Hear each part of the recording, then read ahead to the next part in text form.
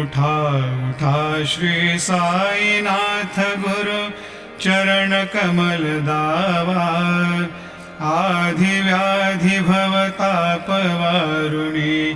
तारा जड जीवा भक्त मनी सद्भाव धरोनी जे तुमानुसरले घ्यायास्तव ते दर्शन तुमचे द्वारी उभे ठेले ध्यानस्था तुम्हास पाहुनी मना मुचे धाले